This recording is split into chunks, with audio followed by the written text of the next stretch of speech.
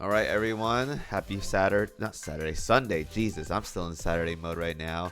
We're going to talk about the 3 auxiliaries that I promised I'll be talking in the last video I made. So let's go ahead and get these to plus 10. I may plus 13 these in the future, depending on how good they are. But for now, let's get them all to 10 because it keeps them at least a decently maxed stat from what people are going to get them to. So I don't have to worry about like stat stuff too much.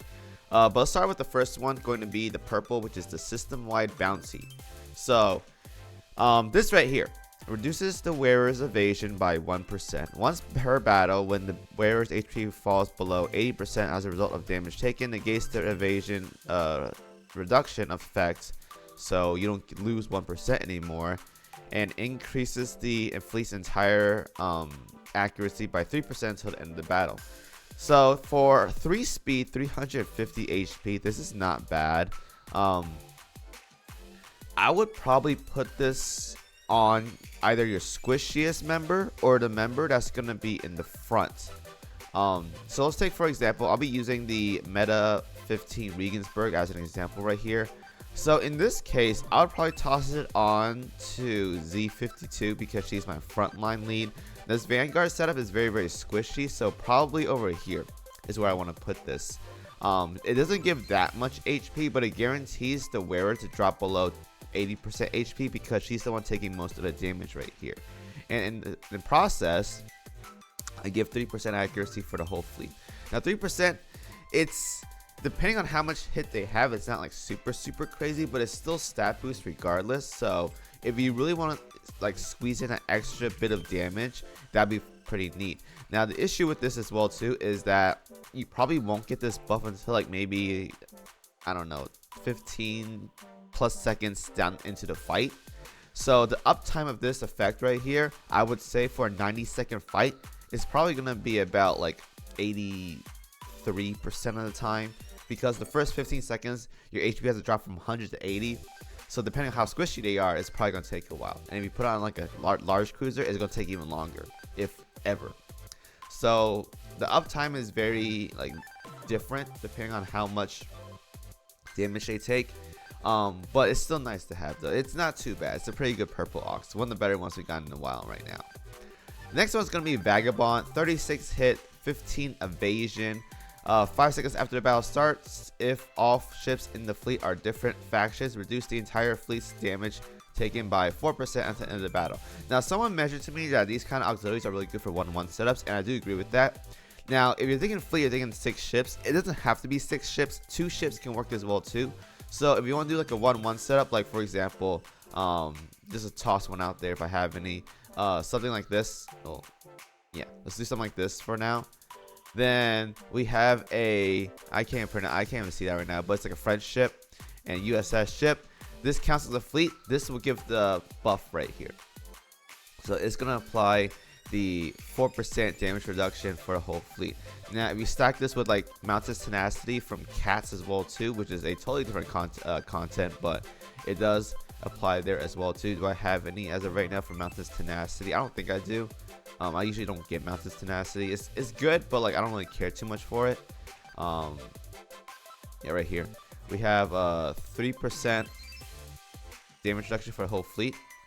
So you can stack that, get 2 of those, 1 per cat, and that's like 10% damage reduction right there. That's so good. The stat though is 36 hit, 15% or 15 evasion, means you kind of want to have this on ships that can utilize accuracy that's like not very strong. Now I'm not really a big fan of like hit and evasion as a double stat for an auxiliary, so you'll have to consider it.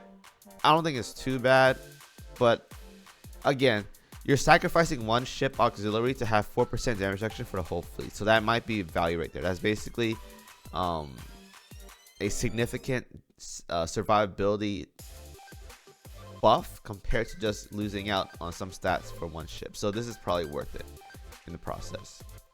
And lastly, Protocol 0 key, 400 HP, 4 speed. When the wearer's damage, when a wearer takes damage, increase the wearer's damage dealt by 3% and damage taken by 1% for 20 seconds. So you take more damage, you do more damage.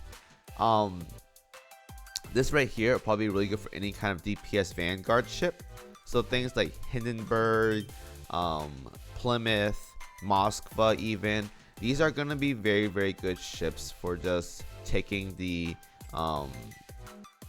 auxiliary. Now, I wouldn't personally give this like torpedo users. Like, I think if you're going to use torpedoes, using these rainbow dildos are much better than using the auxiliary. But let's say we're using like more gun-oriented ships or whatever. So like large cruisers, light cruisers right here. Moskva, Drake even, Plymouth. Not Unzen, she's very torpedo-oriented. Hindenburg. These ships can utilize that auxiliary more because they do more damage with guns, and you kind of want to build them a survivability as well too, so they don't just go down instantly. So that right there is very, very good because it gives 400 HP at plus 10, 4 speed, which is very good if the ship is very, very slow as well too, like large cruisers. And then you get 3% more damage dealt. You take 1% more damage, but if you have like 7,000 HP or whatever, that's not really a big issue. So this right here is very, very good. I'll toss this onto tanky vanguards that do damage. Vagabond, I will toss this onto any ship that has good survivability already because you're not going to get HP, you're just getting pretty much evasion. So another tank ship as well too. And then the purple one, I will toss this on pretty much any kind of 1-1 setup is very, very good there. Or fleets where I